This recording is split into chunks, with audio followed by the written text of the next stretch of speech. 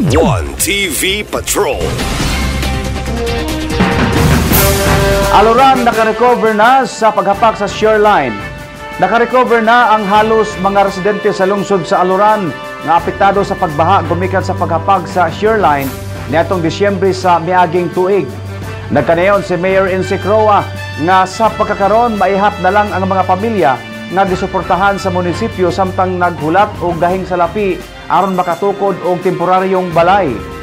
Gipangitaan usab niya og lugar nga luwas og dito makatukod og struktura gumikan kay dili na gusto ang mayor nga mubalik sa lugar nga gianuran sa ilang mga balay. Sagad sa mga residente sa lungsod nga biktima sa baha og storm surge anaa na nimuyo daplin sa suba og duol sa Baybayon.